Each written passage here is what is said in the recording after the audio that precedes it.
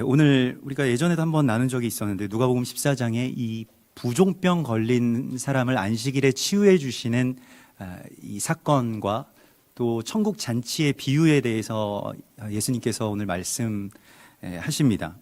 부종병, 그 수종병이 무엇이냐라고 할 때 수종병이라고 하는 것은 이제 그 몸이 붓는 병이죠. 그 어떤 이유에서인지 이 몸에 이 물이 차서 이렇게 붓는 병을 말합니다. 그래서 제가 그 실례가 되기 위해서 어제 뭐 라면을 하나 먹고 잤는데 많이 붓지는 않은 것 같습니다. 이렇게 퉁퉁 부어야지 좀 그 부종병의 어떤 그 모습이 나타날 텐데, 아무튼 그 특별히 이게 뭐 얼굴만 이 눈가나 뭐 얼굴만 붓는 게 아니라 이 손이나 발이 부어서 아침에 일어나면 이게 잘 이 잼잼도 잘 안 되고 걸음걸이도 잘 되지 않는 정도로 고통스러운 그런 병이고, 나중에는 아주 굉장히 그 이제 몸 전체가 이 물이 차서 움직일 수가 없는 그런 병이라고 하죠. 그래서 이 수종이라고 하는 뭐 부종이라고 하는 것을 이제 그 이 헬라 말로는 물이 고여 있다라고 해서 이 휘드로피코스라고 이렇게 이야기를 합니다. 그래서 휘드로라고 하는 것이 이제 그 이 몸속에 물을 말하는데 그 휘드로가 이렇게 고여 있다, 이런 뜻이 되겠습니다. 근데 오늘 이 본문의 말씀을 보면 안식일에 주님께서 어떤 그 바리새인이라고 하는 것은 종교적인 아주 존경을 받던 사람들입니다. 자기들 자타공인해서 말씀을 제일 잘 지키고 말씀대로 살아간다라고 하는 그 자부심 속에, 그것 빼면 시체인 사람들입니다. 그러니까 뭐 다른 무슨 뭐 직업이나 뭐 여러 가지 어떤 배경이나 이런 거 다 넘어서서 난 바리새인이야라고 하면, 바리새파 사람들은 적어도 말씀대로 토라의 이 계명을 그대로 지키면서 살아가는 사람들이기 때문에 그 사회에서도 어느 정도 존경을 받았고 자기들도 그런 자부심이 있었습니다. 근데 이 사람들이 안식일에 예수님께서 들어오시자 가만히 숨어서 엿보고 있습니다. 사실 우리가 살아가면서도 그런 사람들이 있습니다. 누가 죄를 짓나 안 짓나 이렇게 보자 하는 사람들이 있어요. 그래서 죄를 지을 것 같은데 이렇게 보면서 무언가 계속 주의 깊게 보죠. 그래서 사소한 행동, 사소한 말, 그거 봐라. 그 사람은 그렇게 죄인이지. 그 사람은 참 잘못됐지. 이런 거죠. 근데 이것은 정말로 죄의 올무를 놓는 그런 행위인데요. 사실 그 성경에서도 이 사냥꾼들이 나오는데, 사냥꾼들이 이제 창세기에 보면 뭐 니므롯이나 또 야곱의 형인 에서나 다 사냥꾼으로 이렇게 나오는데 하나님이 그렇게 좋아하시지 않고 하나님께 오히려 대적하는 것으로 나옵니다. 그런데 우리가 그 죄의 올무에 사람들이 걸리지 않도록 그 올무를 치워주고 보호해주고 또 경고해 주어야 되는 사명이 있는 사람들이지, 그 죄의 올무에 걸리면 그를 정죄해서 저 지옥에 보내고 심판하는 것은 사실 우리의 사명은 아닌 것이죠. 사단의 사명일 것입니다.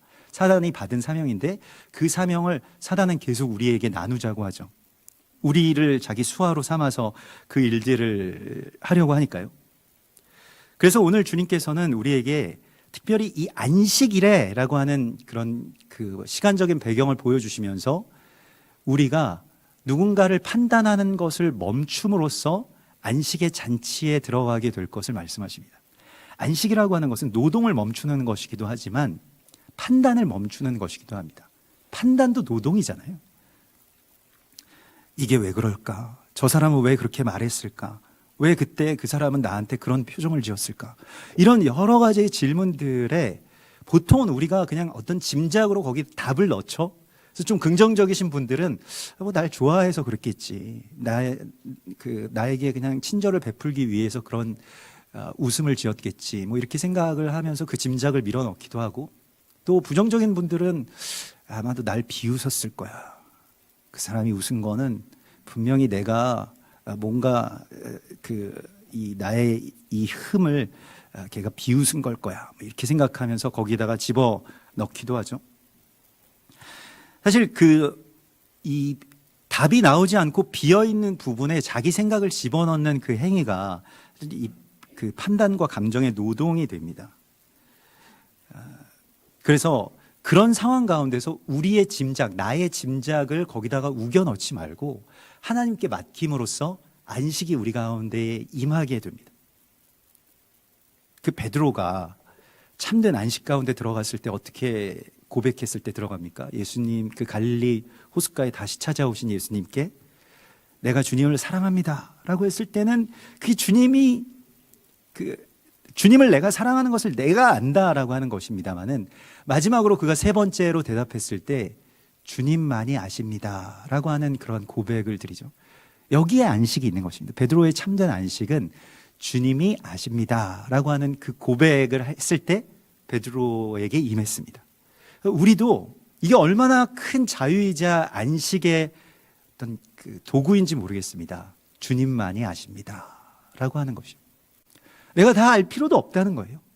우리는 다 내가 알아야 되고 내가 답을 찾아야 되고, 그 답이 없으면 내가 불안하고 거기에 대해서 내가 다른 여러 가지 나의 답들을 채워넣는데, 주님이 아십니다 라고 하는 것으로요, 그 판단을 되돌려 놓는 것, 그것을 안식이라고 말씀을 하시고, 이 판단의 안식을 누리기를 하나님께서 오늘 우리에게 원하십니다.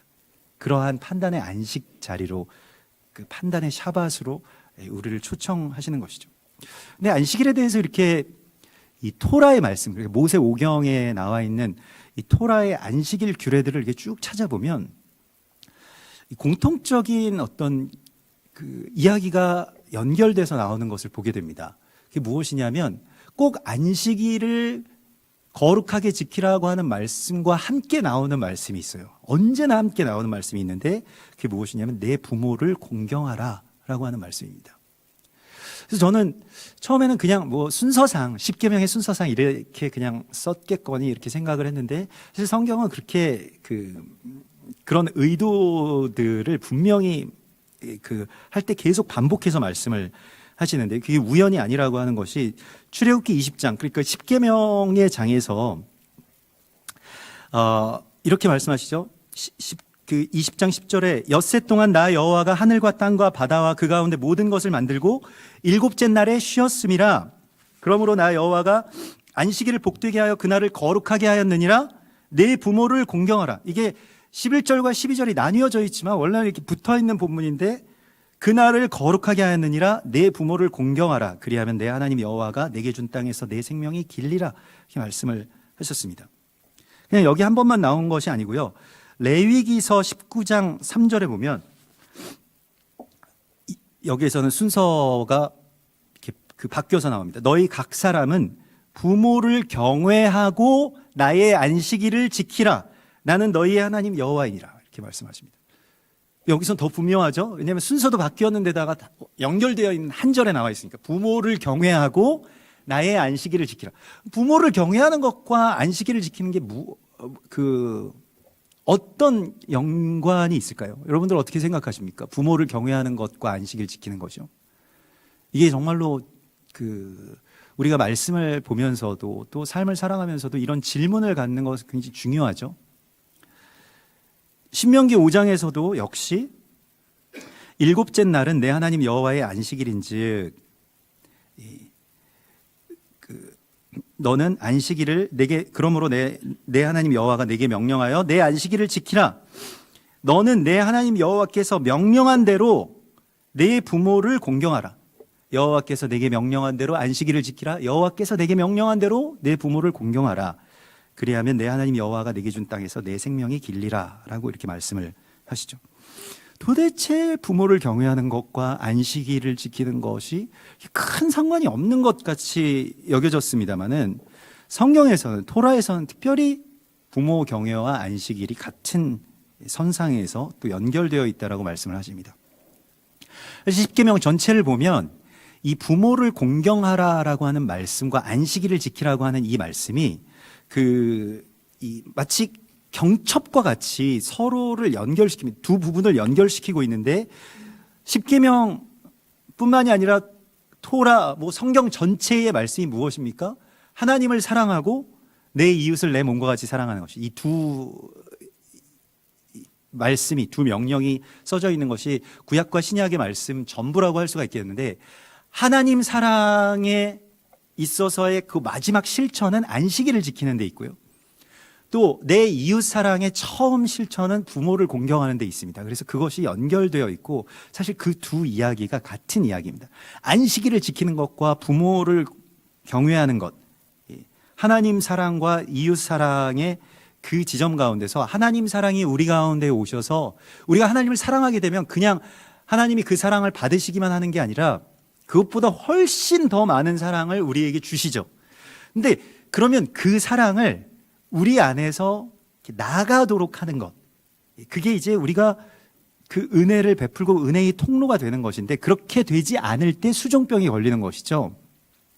그런데 오늘 성경에서 부모를 공경하라, 안식일을 지키라라고 하는 말씀을 같이 둔 이유는 이 타인, 우리가 이 세상 가운데 와서 만나게 되는 최초의 이웃, 뭐 이웃이라고 이야기하니까 조금 불공경스러운 것 같아서 타인이라고 합시다.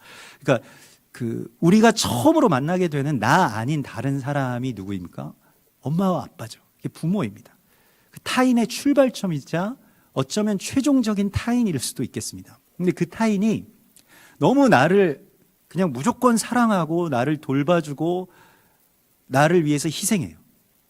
그게 일반적인 어떤 그 부모이고 또 우리가 부모의 역할이라고 이렇게 생각을 합니다. 하나님께서 주신 어떤 원칙 가운데 하나이기 때문에 우리가 보통은 그런 질문을 잘 안 해보죠. 부모는 왜 자녀를 사랑해야 되는가? 꼭 사랑할 필요가 있을까? 내가 낳았다라고 해서 뭐 이렇게 크게 사랑할 필요가 있을까? 뭐 이런 질문을 채 하기도 전에 그냥 사랑이 우리 가운데 임하죠. 그냥 사랑하게 되죠.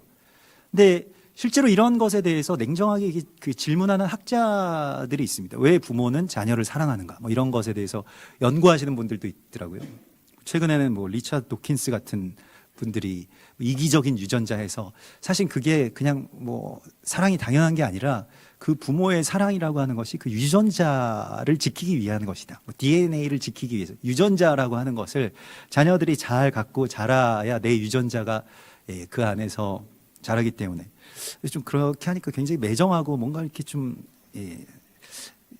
잘 받아들여지지는 않습니다만은. 아무튼 부모가 자녀를 사랑해야 된다라고 하는 것의 어떤 그 이유는 우리가 좀 찾기는 참 어렵습니다. 왜 사랑해야 되는지. 그냥 내가 낳았으니까 사랑한다?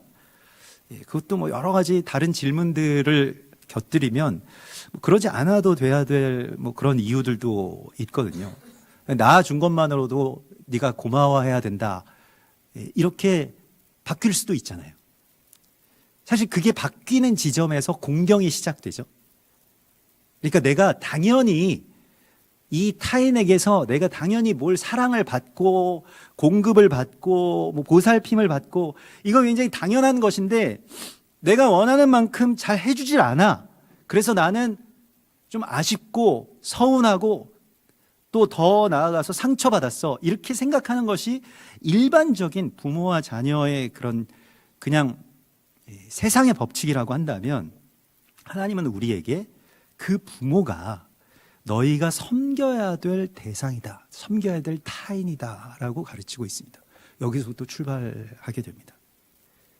이때 우리가 우리 안에서 비로소 나에게 부모님을 통해서 물려주신 사랑 또 은혜 이런 것이 내 안에서부터 제대로 나아가기 시작합니다. 성경에서 부모를 공경하라라고 번역이 되어 있습니다만은 뭐 레위기서에서는 제대로 경외하라라고 번역이 되어 있습니다. 부모에게 있어서 경외라고 하는 단어를 씁니다. 이것은 그 예배한다라고 하는 말과 같고요. 야레 엘로힘이라고 해서 하나님께만 쓰이는 말입니다. 그러니까 부모님을 하나님처럼 여긴다는 거예요. 그 성경에서 하나님은 완전히 절대 불가침의 영역이기 때문에 하나님께 쓰는 단어들을 사람에게 쓰는 경우는 없습니다. 왕에게도 그렇게 쓰지 않아요. 그런데 우리에게는 부모를 경외하라. 야레. 이거는 두려워하고 정말로 그를 완전하게 섬기는 것을 말합니다. 근데 그렇게 될 때 여기서부터 안식이 시작되고 성취된다라고 말씀을 하시고 있는 것입니다. 안식이라고 하는 것은 내 안에 주신 생명이 나에게서 타인에게로 나아가기 시작할 때 성취되는 하나님의 은혜입니다. 이게 안식입니다. 그러니까 안식은 내 안에서 하나님의 사랑이 나아가기 시작할 때부터 발현되는 것입니다. 거기에 참된 안식의 성취가 있는 것이죠. 그래서 뭐 누군가에게 내가 이거 받아야 되는데 그 받지 못해서 아쉬운 그러한 것이 아니라 나에게서부터 나아가는 그 사랑의 시작점을 부모를 경외하는 것으로 두고 이것이 안식과 연결되는 것으로 하나님 말씀을 하시고 있습니다. 보통 부모 경외라고 하는 것은 우리의 삶에서 어떻게 실천될까요? 여러분들이 부모님을 경외하신다라고 한다면 뭐 어떤 걸 하십니까? 여보, 아버님 방에 보일러 좀 놔드려야 되겠어요. 뭐 그런 말도 있죠. 그 말을 들으면서 그럼 이때까지 냉방에 두셨단 말인가? 뭐 이런 생각 제가 성격이 꼬여서 그런지 몰라도 그럼 이때까지 아버지는 추운 방에 계셨단 말인가? 뭐 이렇게 이런 생각이 드는데 일반적으로 부모 공경이라고 하는 것은 그분들이 나를 사랑하셔서 이제 그 사랑에 대해서 내가 보답한다라고 생각하는데 사실은 부모님께 안식을 드리는 것이 부모의 경우죠. 근데 그것은 부모님께 안식을 드린다라고 하는 것은 뭐 노동을 못 하시게 한다. 그래서 자꾸 뭐 부모님 보러 쉬라고 좀 어머니 좀 일 좀 하지 마시고 쉬세요. 김장도 하지 마세요. 청소도 하지 마세요. 이러면 그것이 그 어머니의 근심이 됩니다. 어머니는 일을 하시고 김장을 하셔야 자기의 삶의 어떤 성취를 느끼시는데 그걸 막 빼앗아가는 것이죠. 일을 쉬게 한다라고 해서 이게 안식이 되는 게 아닙니다. 근데 그 마음의 기쁨이 있을 수 있도록 그 마음의 평안이 있을 수 있도록 최대한 그것들을 해드리는 것이 그 부모의 마음을 헤아려서 해드리는 것이 안식을 드리는 것이죠. 뭐 육체적인 노동을 그치게 한다라고 하는 것뿐만이 아니라 뭐 지난주에 우리가 토라 포션 그 구약의 이 토라의 말씀을 보면 야곱과 에서의 이야기가 나오는데 에서는 자기 능력대로 그냥 자기 힘으로 자기 하고 싶은 것 열심히 하면서 살아가는 사람이었습니다. 사냥도 열심히 하고 뭐 열심히 살아가는 사람이었음에도 불구하고 그의 단점, 그가 장자의 유업을 받지 못한 이야기에 대해서 지난주 이 토라의 말씀 속에서 부모의 마음을 잘 헤아리지 못하는, 그래서 늘 그 부모의 마음에 원하는 것에 가닿지 못하는 거예요. 왜 가닿지 못하냐면 눈치가 없어서가 아닙니다. 자기에 너무 많이 빠져 있기 때문에 그렇습니다. 자기가 너무 많아서 부모님의 마음이 어떤가, 그러니까 뭐 겉으로 그렇게 내색을 하고 표현을 하고 그런 것을 봐도 별로 이렇게 크게 느끼지를 못하는 모습을 보게 됩니다. 그래서 특별히 에서는 그 부모의 근심이 되었던 것이 가나안 땅의 여자들과 결혼했기 때문인데요. 그런데 가나안 땅의 여자들과 결혼해서 부모님이 이렇게 좋아하시는 것 같지 않다. 고부간에 이 갈등이 막 있는 것 같다. 그래서 기껏 한 일이 이 아브라함에게서부터 이렇게 쫓겨났던 이스마엘의 딸들을 찾아가 가지고 이스마엘 딸들 중에서 자기 신부로 삼은 이야기입니다. 이러면 아버지가 기뻐하시겠지, 이러면 어머니가 기뻐하시겠지, 이런 생각을 하고 했는데 웬걸요 기뻐하시지 않았다는 것입니다. 비슷했는데 거기에 가닿지 못한 것이죠. 성경은 이것을 죄라고 말씀하십니다. 하나님 아버지의 마음에 완전하게 합해야 되는데 모양이 비슷해서 그냥 거기에서 바리새인들처럼 또 에서처럼 자기만 만족하는 거예요. 이 정도 되면 하나님이 만족하시겠지, 하나님이 좋아하시겠지. 근데 생각하는데 실제로는 하나님이 좋아하시고 하나님이 기뻐하시는 그 뜻과 약간씩 어긋나 있는 것, 그것이 비극입니다. 왜 그렇게 되냐면 자기가 원하는 것이 너무 많기 때문이에요. 그리고 내가 원하는 것을 상대방이 헤아려 주기를 너무 당연하게 생각하고 그렇게 누려왔고, 또 그렇게 되지 않아서 내가 고통스럽고 또 내가 상실감을 느끼고 내가 상처를 받았다. 그래서 이걸 어딘가에서 내가 되받아야 되겠다. 이렇게까지 생각을 하는 것이 부모와 자녀의 관계 가운데 나타난 그 이야기입니다. 그래서 제가 뭐 얼마 전에 부모님으로부터 예전에 이렇게 잘 아시던 그 교회의 한 장로님 요즘에 어떻게 지내십니까? 그분 건강 괜찮으신가요? 제가 이렇게 물어봤어요. 왜냐하면 그분 아들도 예전에 제가 그 청년부에서 형으로 이렇게 따르던 그런 형님이고 되게 좋은 그런 그 아버지와 아들의 관계 굉장히 돈독하고 그런 집안이었습니다. 그래서 요즘에 어떻게 지내시나요? 그렇게 물어봤더니 그 장로님이 스스로 목숨을 끊으셨다는 거예요. 그래서 제가 굉장히 충격적이었습니다. 제가 다 아는 그런 집안이고 또 그런 장로님인데 그래서 왜 그렇게 되셨나 이렇게 여쭤봤더니 장로님 뭐 평생 이제 이북에서 내려오셔서 평생 정말 아끼면서 또 열심히 일해서 이렇게 모은 돈 가지고 이제 아들이 사업을 했는데 사업에 실패를 한 걸 넘어서서 굉장히 많은 어떤 그런 빚에 시달리게 되고 또 거기에 대해서 이렇게 뭐 보증 비슷하게 된 이 아버지가 너무 그것을 이제 견디지 못해 가지고 스스로 목숨을 끊으셨다는 거예요. 점점 그러면서 그런 부모님들의 불안감, 앞으로 남은 생애 동안 자녀들은 점점 더 경기가 어려워지니까 자녀들은 더 이상 부모님을 봉양할 수 있는 능력도 없고 내 건강은 점점 이제 위태위태해져 가고 이러다가 큰 병에라도 걸리면 이제 어찌할 수 없는 아무런 대책도 없는 그런 이 현실 속에서 얼마나 불안하실까 또 얼마나 고통스러우실까라고 하는 것에 대한 마음을 젊은 세대가 헤아려 본 적이 있는가 이런 것에 대해서 다시 한번 생각을 하게 되었습니다. 왜 그렇게 불안해 하시는가라고 하는 것에 대해서요. 실제로 우리나라가 가장 OECD 국가 중에서 가장 자살률이 높으면서 그 중에 가장 큰 부분을 차지하는 것이 노인 자살률입니다. 노인들이 자살하시죠. 그것은 이 세대의 범죄로 하나님 앞에 그렇게 비춰질 것입니다.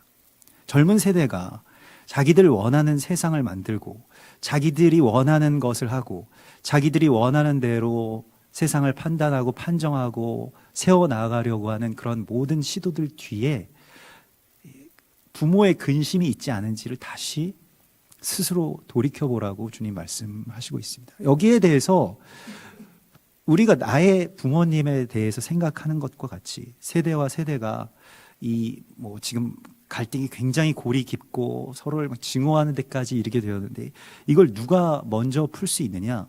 보통 우리가 그렇게 생각하죠. 어른들이 먼저 풀어야 되지 않겠는가? 아닙니다. 성경에서는 자녀들이 부모를 경외하는 것에서부터 그 경외에는 여러 우리가 하나님을 대하듯이 하는 것 순복도 있고 거기에 순종도 있고 여러 가지 것들이 있을 것입니다. 그 경외로부터 이 이야기가 시작된다라고 말씀하십니다. 이것이 안식입니다. 이 안식 가운데로 우리가 들어가야 됩니다. 그리고 안식에 들어가기를 힘쓰라고 주께서 말씀을 하셨습니다. 특별히 세대가 이 부모들의 짐을 나누어 가질 수 있는 그러한 이 자각이 우리 가운데 필요할 것입니다. 그래서 물이 고여 있는 병, 우리 안에서 은혜가 고여 있고 성경에서 이 물이라고 하는 것은 은혜죠. 하나님께서 주시는 은혜, 하나님께서 주신 생명인데 이것이 흘러가지 못할 때 생기는 이 병에서부터 노임을 받으려면 여기서부터 안식하기 위해서는 우리가 베풀어야 된다라고 말씀을 하십니다.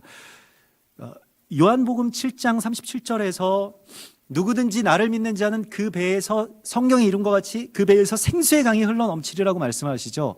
배에서 생수의 강이 흘러 넘치려고 하면 어떻게 해야 되겠습니까? 여러분 배는 사실은 배꼽이 있긴 하지만 통로가 없습니다. 배에서 뭐가 나올 수 있는 그런 길이 없습니다. 그냥 이 배설로 나오는 것 말고요. 배에서 정말로 생수의 강이 이 배설물을 다른 자들에게 마시게 할 수 있겠습니까? 그렇게 할 수는 없는 것이죠. 배에서 그 맑은 생수의 강이 흘러나오기 위해서 어떻게 해야 되는지를 예수님께서 보여주셨죠. 그래서 요한복음은 예수님의 십자가 사건의 그 마지막 지점에서 로마의 병사가 그 허리를 찔렀을 때 거기에서 물이 나왔다. 물과 피가 나왔다라고 그렇게 기록하고 있습니다. 거기서 나오는 것이죠. 배에서요. 우리의 이 수종병이 어떻게 멈추게 될 것인가? 수종병이 그치기 위해서는 흐름이 시작이 돼야 됩니다. 이스라엘의 바리새인들이라고 하는 소위 말씀을 지키면서 살아간다라고 하는 뭐 오늘날로 치면 뭐 한 3, 4대째 믿음이다, 뭐 믿음의 가정이다, 뭐 이런 정도가 될까요? 모태신앙이다, 뭐 이 정도가 될까요? 뭐 아무튼 뭐 말씀을 지키면서 살아가고 직분도 있는 그러한 사람들이었는데 고아와 과부를 돕지 않고 나에게 주신 은혜가 정말로 필요한 사람들에게 그게 제대로 전달이 되지 않으면 이미 그가 병든 자임을 주께서 말씀하시고 있는 것입니다. 그리고 이 뒤에 나오는 잔치의 이야기가 바로 그 안식일의 잔치에 대한 이야기임을 우리가 이 말씀 전체를 통해서 보게 됩니다. 안식일은 하나님께서 우리 가운데 베풀어 주신 잔치죠. 근데 그 잔치에 그 손님이 어떻게 해야 되는가, 또 주인은 어떻게 해야 되는가, 잔치에 어떻게 들어가야 되는가라고 하는 것에 대한 말씀이 굉장히 상세하게 또 여러 방면에서 나옵니다. 그러니까 이 어떤 하나님의 나라의 잔치, 안식의 잔치, 뭐 이것을 그 예수님 700년 전에 이 선지자였던 이사야 선지자는 이것을 메시아 잔치라고 이렇게 표현을 하는데, 이 잔치가 무엇이고 이 잔치에 어떻게 들어가야 되고 어떻게 해야 되는지를 말씀하시는 것이 오늘 이 본문의 말씀입니다. 세 가지의 이야기가 나오는데요. 첫 번째로는 우리가 이 잔치에 들어갈 때 우리에게 주의사항이 있는데 잔치집의 높은 자리에 앉으려고 하지 말라라고 말씀을 하십니다. 가장 낮은 곳으로 가서 앉으면 그 잔치집에서 높은 곳으로 그렇게 옮겨주는 것이지, 네가 가서 그 잔치집의 높은 곳에 앉아서는 안 된다. 그러면 거기서 끌어내려질 것이다 라고 이렇게 말씀을 하십니다. 잔치집의 높은 자리, 잔치집에 상석에 앉는다라고 하는 것은 내가 대접받는 위치에 선다 하는 것을 말합니다. 여기에는 안식이 없고 이것은 이렇게 되면 안식으로 들어가질 못하는 것이죠. 내가 아들이기 때문에, 내가 딸이기 때문에, 내가 이 잔치에 초청받은 귀빈이기 때문에 여기서 당연히 나한테 이마만큼의 대우를 해줘야 된다. 그런데 그렇게 되지 않았을 때가 우리 안에서 안식이 사라지는 지점이라고 하는 것을 여러분들도 경험해 보셨을 것입니다. 그래서 위치가 중요한데 가장 낮은 곳에 있으면 안식한다는 거예요. 내가 섬기고 내가 가장 낮은 곳에 있고 이것만으로도 나에게는 너무나도 감사하다라고 하는 이 말석에라도 앉아있는 것에 감사를 우리가 누리기 시작하면 그 다음부터 자유함이 있고요. 거기에서부터 이 잔치에 제대로 참여할 수 있는 그런 길이 열린다라고 말씀을 하십니다. 내 걸 빼앗길까 봐, 또 나에게 그만큼의 어떤 대우를 해주지 않고 응답을 해주지 않을까 봐 불안하고 거기에서 분노하고요.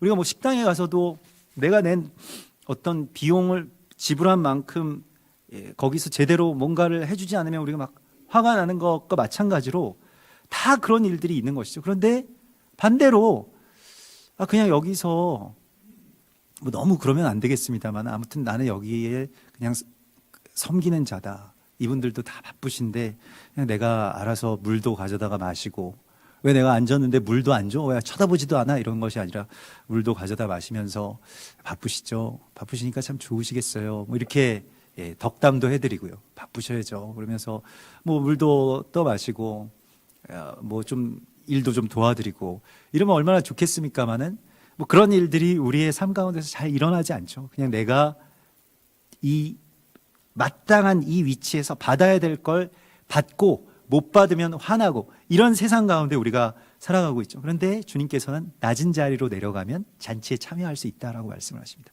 거기서부터 다른 이야기가 시작되니까요. 그냥 내가 받아야 될 걸 받고 그거 못 받아서 불안하고 못 받아서 막 내가 무시당하는 것 같고 이런 삶이 아니고, 내가 낮은 곳에 있고 늘 누군가를 섬기는 그 자리에 있어야 된다라고 생각하면 얼마나 거기에서부터 자유함이 있는 줄 모르겠어요. 그래서 잔치의 상석과 잔치의 끝자리에 대해서 예수께서 말씀을 하시면서 사실 이 이야기는 더 나아가서 구속사적으로는 이 장자인 유대인들, 이스라엘과 이방인들과의 이 이야기로, 그러한 잔치로 연결이 됩니다. 그래서 이사야 선지자가 말했던 메시아 잔치는 이사야서 25장 6절에 나오는데요. 이사야서 25장 6절에 만군의 여호와께서 이 산에서 만민을 위하여 기름진 것과 오래 저장하였던 포도주로 연회를 베푸시리니, 이게 메시아 잔치거든요. 기름진 것과 오래 저장해 두었던 포도주로 잔치를 베푸시는데, 곧 골수가 가득한 기름진 것과 오래 저장하였던 맑은 포도주로 하실 것이며, 이 산에서 모든 민족의 얼굴을 가린 가리개와 열방 위에 덮인 덮개를 제하실 것이다 라고 말씀하십니다. 그러니까 이 메시아 잔치가 무엇이냐면, 모든 민족들, 그 열방들, 이스라엘 사람들은 이 잔치에 들어오지도 못한다라고 생각했던 바로 그 사람들이 들어와서 이 잔치에 가장 좋은 것을 먹게 될 것이다 라고 그렇게 말씀해 놓았다는 것이에요. 그래서 여호와께서 모든 얼굴에서 그 눈물을 씻기실 것이다. 이것이 그 잔치의 내용입니다. 이 이사야서의 이 성경을 나중에 이제 히브리 성경이 다시 그 복원되기 전까지는 히브리어가 다시 복원된 것은 최근의 일입니다. 1940년대의 일이죠. 그 벤 예후다라고 하는 분이 사어가 되었던 그 히브리어를 다시 이제 복원해서 지금 이스라엘 유대인들이 쓰고 있습니다만, 그 전까지는 히브리어가 없어졌기 때문에 아람어라고 하는 다른 언어를 그렇게 썼는데요. 그래서 아람어 성경을, 예수님께서도 아람어 성경을 보셨습니다. 그러니까 지금 우리가 보고 있는 이 히브리어를 번역한 성경 말고 히브리어를 아람어로 번역한 성경을 주로 그 당시에 사람들이 보았는데, 한참 동안 이 아람어 성경이 통용이 되는데 그것을 이제 탈굼이라고 합니다. 타르굼이라고 하는데, 그 탈굼 성경의 번역을 보면요, 이 번역이 굉장히 좀 독특합니다. 그러니까 이 메시아 잔치에 대해서 만군의 여호와가 이 산에서 모든 사람을 위해 잔치를 베푸시리라. 사람들은 그것을 영예라고 생각하겠으나 그들에게, 여기서 그들은 유대인들을 말합니다. 그것은 수치이자 큰 역병이 되리니 그들이 그 역병을 피할 수 없을 것이요 그 역병으로 말미암아 종말에 이르리라. 이렇게 되어 있습니다. 그래서 이 메시아 잔치에 대하여서, 이 메시아 잔치가 시작될 때 이 이방인들이 들어오는 것이 마치 역병이 번진 것처럼 유대인들이 죽게 되는 일들과 연결될 것이라고 하는 그런 말씀을 주십니다. 에녹서에서도 이 외경입니다만, 에녹서는 초대교회의 성도들은 에녹서를 이렇게 읽고 있었던 것으로 이렇게 전해지는데요. 에녹서 인용된 부분들이 몇 군데가 있습니다. 근데 메시아의 큰 잔치에 대해서, 이 메시아의 큰 잔치가 펼쳐지는데 이 이방 사람들이 들어오게 되는데, 그 들어오게 되기 위해서, 그 잔치집으로 들어가기 위해서, 그 연회장으로 들어가기 위해서 피의 강을 건너야 될 것이다. 이렇게 그런 어떤 환상을 이야기를 하고 있습니다. 근데 결국 잔치의 상석과 말석이 뒤바뀌게 되는 이 일이 일어날 것이라고 말씀을 하시면서, 원래 먼저 되었던 자들, 장자들이 밑으로 내려가게 되고, 오히려 말석에 들어오지도 못할 거라고 생각되었던 이 이방인들이 상석에 앉게 될 것임을 주께서 말씀을 하신 거예요. 이게 로마서 11장에도 나오죠. 그래서 원가지와 이 접붙임을 받은 가지에 대해서요. 그런데 이 말씀에 대해서 우리가 생각해야 될 것은, 로마서 11장에서는 그렇게 돼서 그냥 결정된 게 아니라 이게 그때 그렇게 뒤바뀌어진 것처럼 다시 뒤바뀌어질 수 있다라고 말씀을 하시고 있습니다.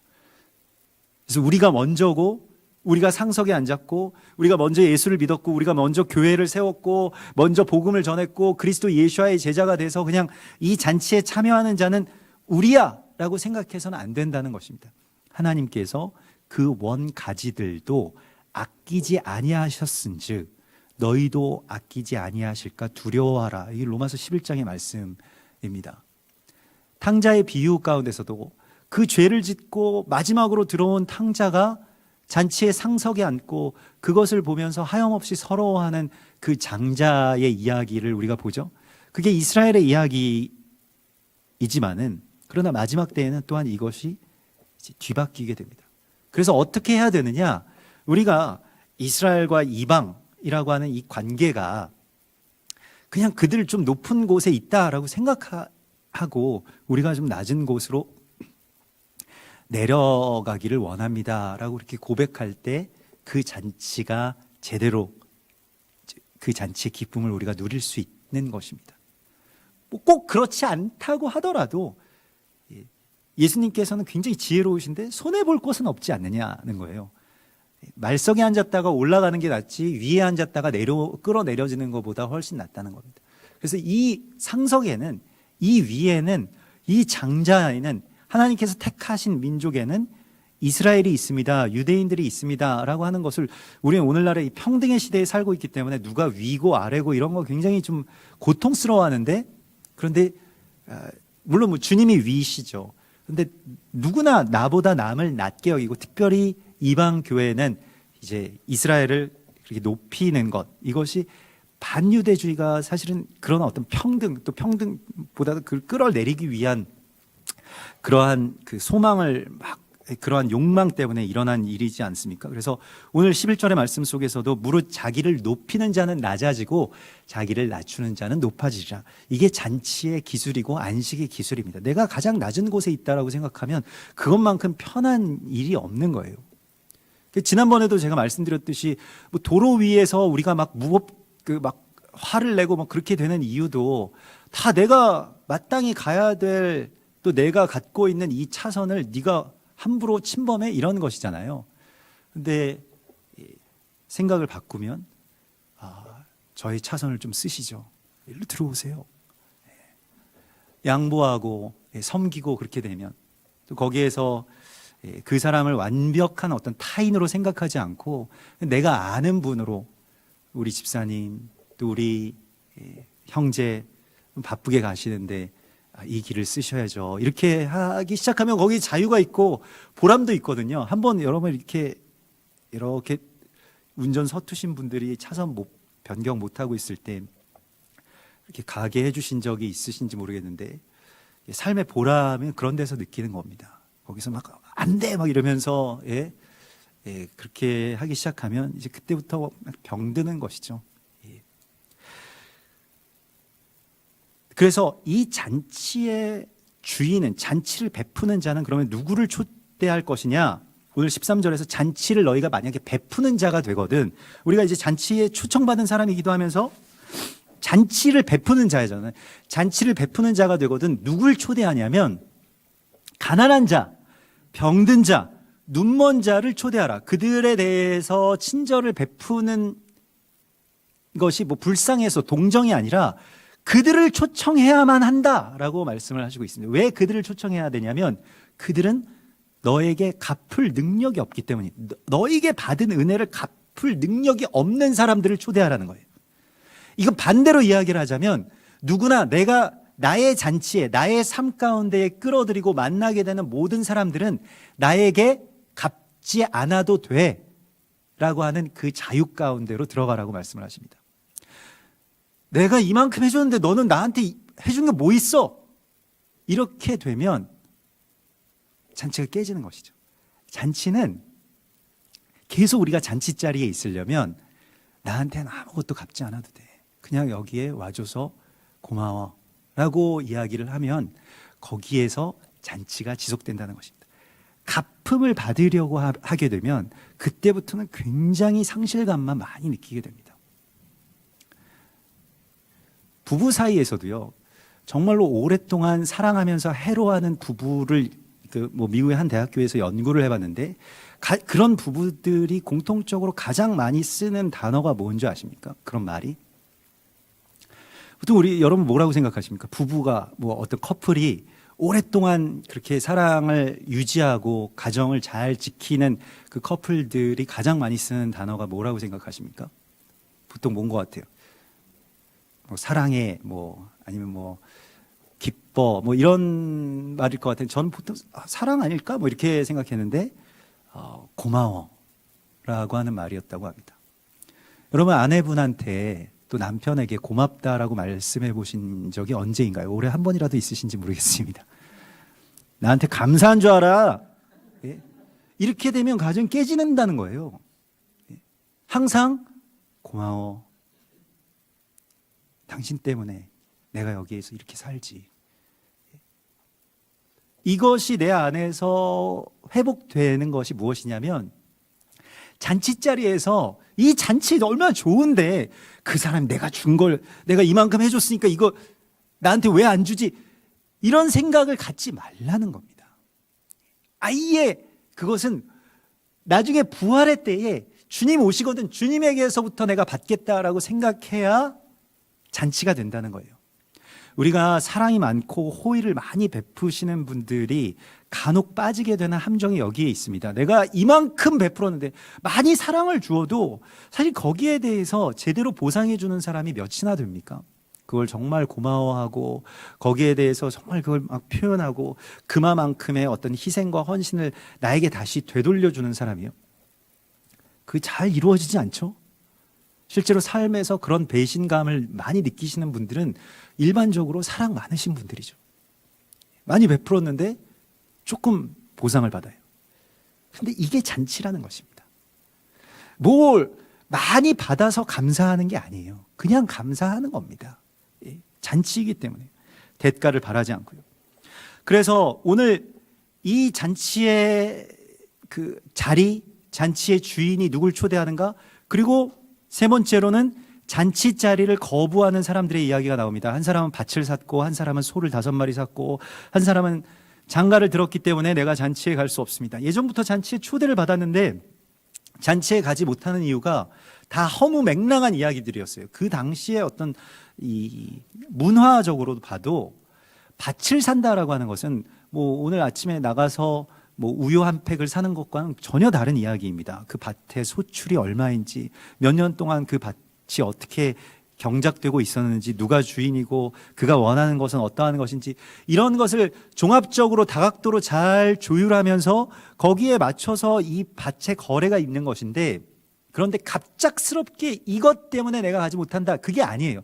그냥 지속되었던 이 일들 때문에 내가 갈 수 없다라고 말하는 겁니다. 소 5마리도 마찬가지입니다. 소를 5마리를 같이 결의하기 위해서는, 여러분 소로 농사를 안 지어 보셨기 때문에 저도 마찬가지입니다만은 잘 되지가 않는데, 소를 5마리를 같이 이걸 맞춰서 밭을 갈기 위해서는 소들이 5마리가 다 마음이 맞아야 된다는 거예요. 그래서 굉장히 오랫동안 준비하고 또 오랫동안 함께 길러야 이 일이 일어날 수 있다는 겁니다. 하루아침에 이루어지는 일이 아니에요. 결혼이라고 하는 것도 마찬가지죠. 오늘 만나서 오늘 결혼하고 그런 일은 없을 것입니다.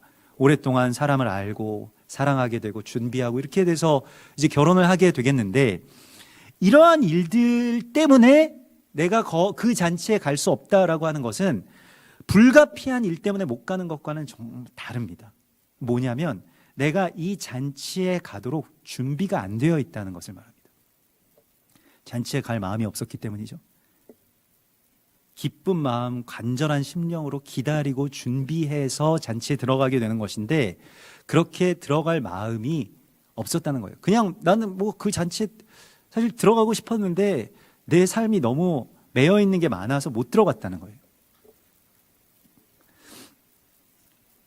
그래서 우리가 잔치에 들어갈 수 없는 이유가 그냥 우리의 삶 때문이라고 성경은 우리에게 말씀하십니다. 그냥 먹고 사는 거, 그냥 살아가는 그런 모든 것들 때문에 그리로 들어갈 수가 없게 된다는 것입니다. 오랫동안 살아온 삶의 관성 때문에 결국 잔치 자리로 들어갈 수 없게 된 자들을 말씀을 하십니다. 그래서 이것 때문에 주인이 굉장히 노하죠. 그리고 사실은 이 말씀은 신명기서 20장에도 그대로 있습니다. 가나안 땅에 들어가기 전에 이스라엘의 군대를 소집하는 과정 가운데서 집을 짓고 낙성식을 하지 못한 사람, 포도원을 만들고 그 과실을 먹지 못한 사람, 여자와 약혼하고 결혼하지 못한 사람은 다 돌려보내라 라고 말씀을 하십니다. 왜 그랬을까요? 아니, 나라가 지금 전쟁 앞에 있는데 그게 뭐 하루아침에 우리 전쟁할 거야 이렇게 되지 않습니다. 전쟁의 어떤 이 예정된 어떤 일들이 계속 있죠. 그런데 나라가 전쟁 앞에 있는데 나는 집을 짓고 그 낙성식을 아직 못 해가지고 아쉽다. 나라가 전쟁에 해서 내가 이 나라를 위해서 목숨을 바쳐서 하나님의 나라를 위해서 나가야 될 것인데 나 결혼을 이제 앞두고 있어서 마음이 좀 그렇다. 포도원을 만들고요. 그렇게 자기 일에 몰입해 있는, 그 나쁜 일 아닙니다. 포도원 만들고 집 짓고 결혼하고 다 우리가 해야 되는 일입니다만은 그 자기 일이 거룩한 하나님 나라의 이 메시아의 잔치보다 항상 앞서 있다는 게 문제입니다. 우리 앞에 항상 그게 앞서 있어요. 내 문제, 나의 어떤 일, 그게 언제나 1순위고 하나님의 나라, 하나님의 잔치, 메시아의 이야기, 뭐 원유맨 이런 것은 나중에 뭐 알긴 알겠는데 아무튼 그 뭐 좋은 것이라고 하니까 그런가 보다 하는데 아무튼 그것은 뒤에 밀려 있는 이 상태로는 그 잔치 자리로 들어갈 수 없다라고 말씀을 하십니다. 그래서 우리가 어떻게 하면 그 잔치로 들어가느냐? 그냥 결단으로 성경은 그렇게 말씀하시고 있지 않습니다. 우리가 결단한다고 해서 그게 되는 게 아닙니다. 그걸 치유하기 위해서는 이것이 이제 부종의 치유와 같은 것인데요. 이 수종병의 치유와 같은 것인데 그것이 해결되기 위해서 어떻게 하냐면 너희는 계산해야 된다라고 말씀을 하십니다. 그래서 어떤 사람이 큰 뭐 빌딩을 짓는데 망대를 짓는데 그걸 짓기 위해서 자기가 돈이 얼마 있고 공사 기간은 어떻게 되고 여기에 필요한 물자는 무엇이고 설계도와 뭐 도면과 예산과 노동과 이런 것들을 다 생각하고 짓지 않겠느냐? 어떤 왕이 전쟁터로 나가는데 내 병력이 저 전쟁터의 적들보다 적어요. 절반밖에 안 돼요. 그러면 어떻게 해서든 우리가 살아남고 어떻게 해서든 어떤 방법으로 이겨야 될까라고 하는 것에 대해서 계속 준비하고 생각하고 계산하지 않겠느냐? 이 말씀을 하시는 것입니다. 자기 십자가를 지지 않으면 그리스도 예수와의 제자가 되지 못한다라고 오늘 이 본문에서 말씀을 하시는데 자기 십자가를 지기 위해서는 결단이 필요한 게 아니라 계산이 필요하다라고 말씀을 하십니다. 삶에 있어서 이 계산이라고 하는 것은 갈망에서 나오는 것이죠. 내가 원하지 않는 것을 내가 계산하지도 않습니다. 내가 계획하지도 않죠. 그런 계획 자체가 우리의 삶 속에 없는 거예요. 예수 십자가를 지기 위한 계획. 주님께서 우리 가운데 베풀어 주신 그 은혜를 내 안에서 생수의 강과 같이 내 배에서 나오게 하기 위해서 나는 그럼 어떻게 해야 되느냐? 나의 삶은 지금 얼마나 남아있고 나의 건강은 어떻게 되어 있고 나는 지금 어떤 일들을 할 수 있고 나의 재정은 어떻고 그런 모든 것들에 대해서 다시 계산해서 재정립하라고 말씀을 하십니다. 그러면 거기에 대해서 내가 무엇 때문에 그리로 못 가닿는지 무엇 때문에 내 안에서 이 은혜가 흘러가지 못하는지에 대해서 계산하기 시작하면 나옵니다. 준비하라고 말씀하시는 거예요. 계산을 해야 다음 단계로 도달할 수 있다라고 하는 것입니다. 여러분 이제 한 해가 저물어가고 있고 또 실은 5779년에서 5780년이라고 하는 성서력으로 새로운 한 세대 가운데로 들어가고 있습니다. 성경은 뭐 70년을 한 세대, 100년을 한 세대로도 보지만 10년이 또한 한 세대입니다. 새로운 세대로 우리가 접어들었습니다. 새로운 시대로 접어들었습니다. 그런데 이 시대에 또 우리의 삶도 새로운 단계로 지금 접어들게 되는데 그때 내가 정말로 그리스도 예수와의 십자가를 온전히 지고 예수의 생명을 내 안에서 사람들에게로 세상 가운데로 전하게 하기 위해서 어떻게 하면 그것을 할 수 있을까라고 하는 것에 대해서 다시 계산하라고 말씀을 하십니다.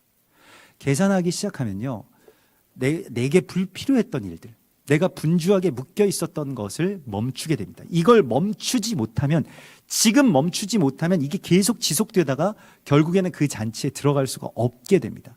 그래서 삶을 이제 다시 재정렬시키라고 말씀하십니다. 분주했던 일들도 좀 내려놔야 되고요.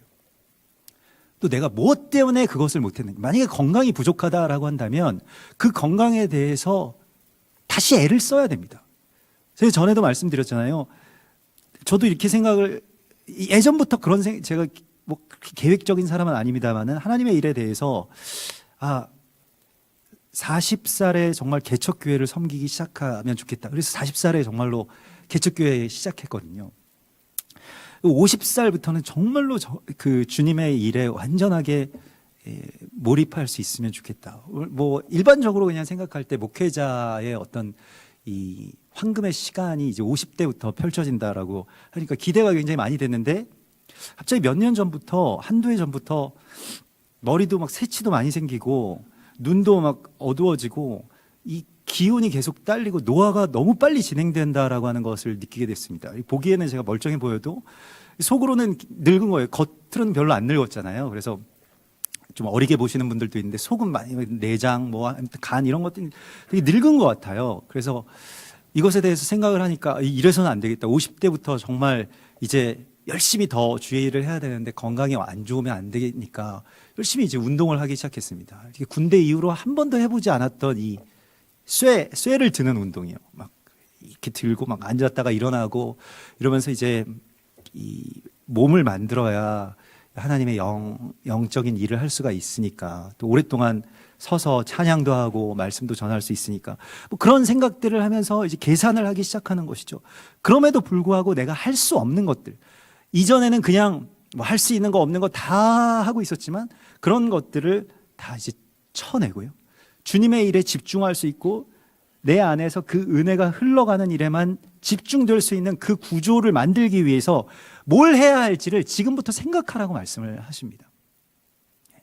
특별히 또 내려놓은 것이 이제 가정의 뭐 그런 이 재정적인 일들에 대해서 이렇게 뭐 제가 뭐 아내가 뭐 출산도 있고 뭐 여러 가지 아이들 양육도 있고 이래가지고 제가 뭐 공과금도 내고 뭐 여러 가지 뭐 장 볼 때 뭐 계산도 하고 이런 재정적인 것들을 이제 했는데 이거 저한테 잘 안 맞더라고요. 제가 그걸 하면 늘 이렇게 잘 안 되고 그러더라고요. 그래서 아내한테 다시 모든 것들을 다 넘기고 저는 이거는 아닌 것 같습니다.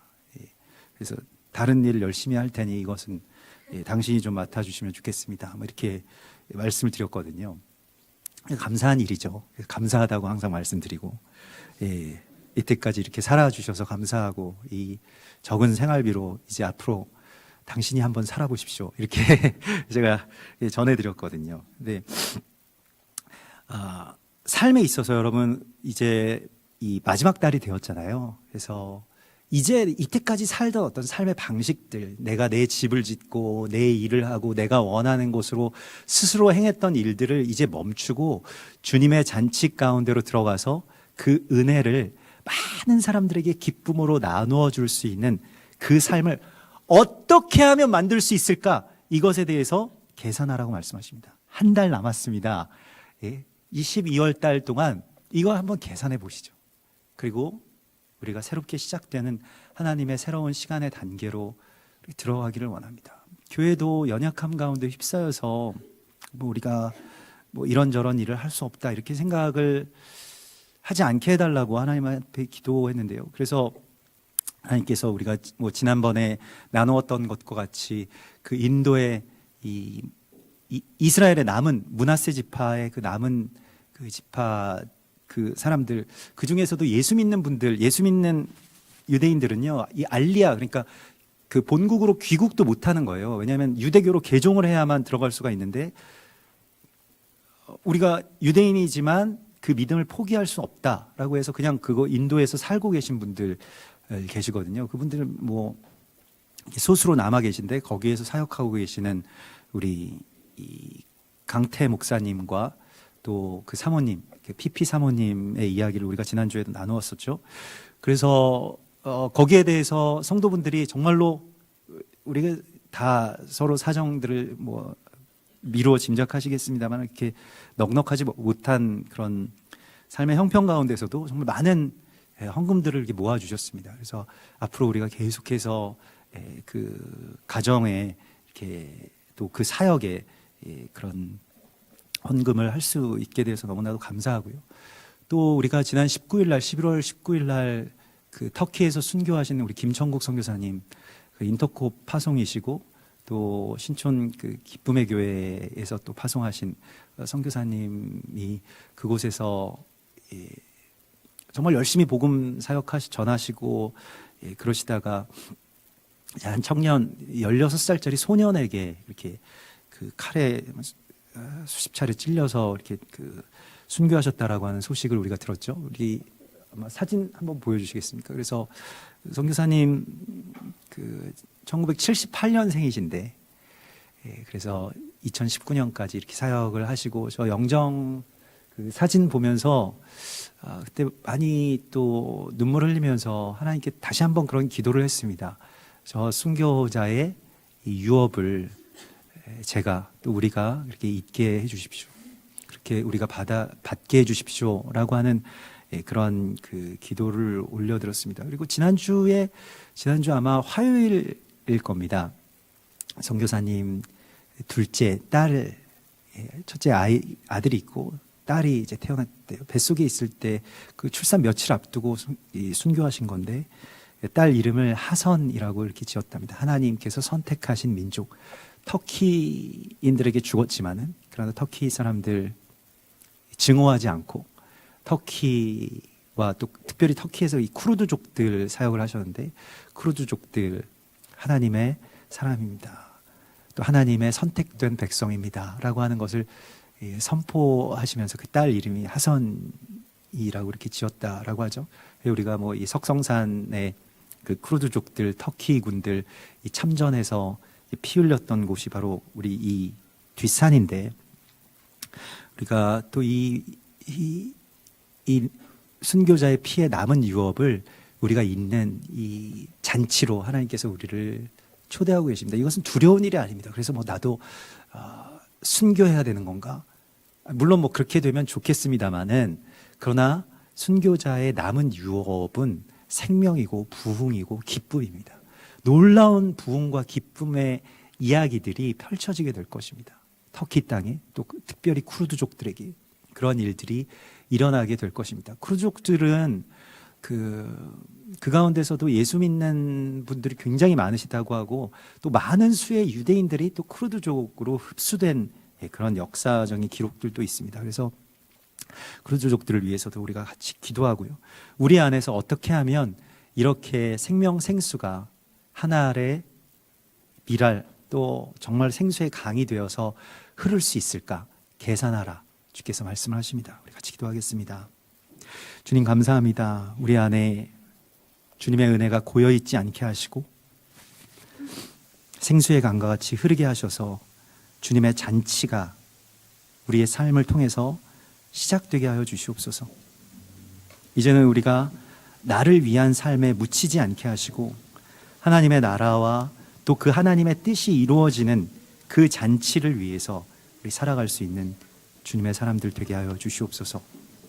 이것을 위해서 우리를 부르셨고 또 우리의 삶을 깨닫게 해주실 것을 믿습니다. 무엇이 부족한지 또 무엇을 버려야 할지 그것을 알게 하여 주시고 또 그것을 우리가 묵상하며 기도할 때 주님 우리에게 그러한 깨우침을 허락하여 주셔서 우리 안에서 생명생수가 기쁨의 강이 흘러나아가게 하여 주시옵소서.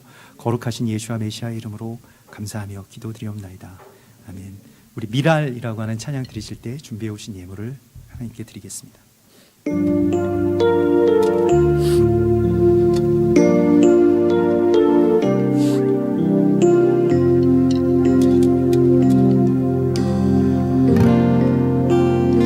세상을 구원하기 위해 세상을 구원하기 위해 흘려야 할 피가 필요하다면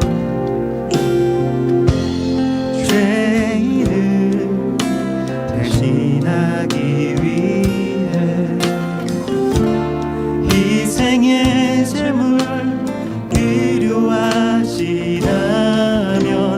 내 생명 제단 위에 드리니 주 영광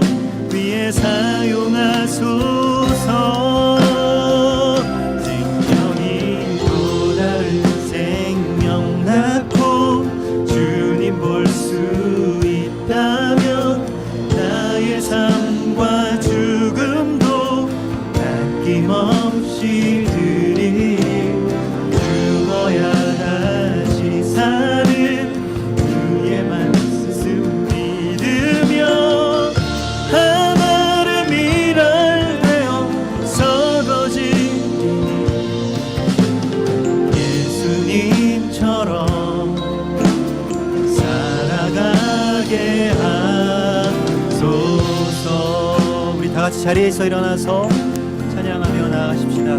길 잃어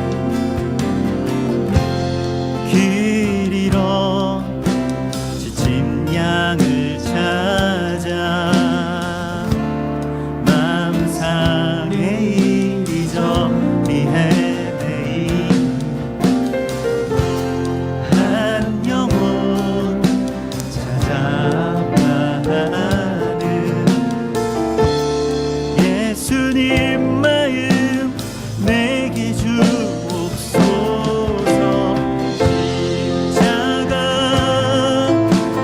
세상 위한 그 희생 눈물로 그 길 가게 하소서.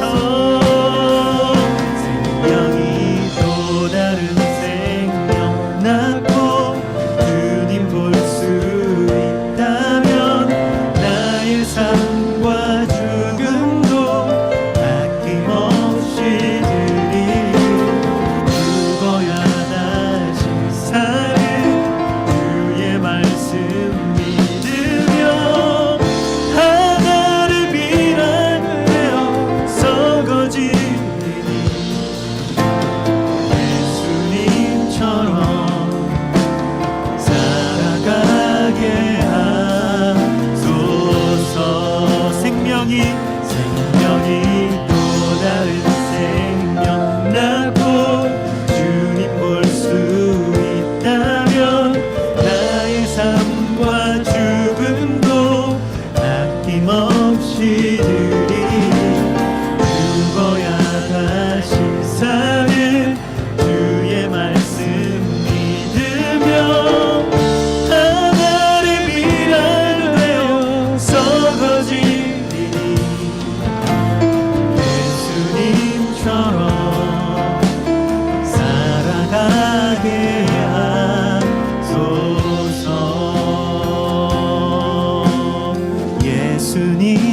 예수님처럼 살아가게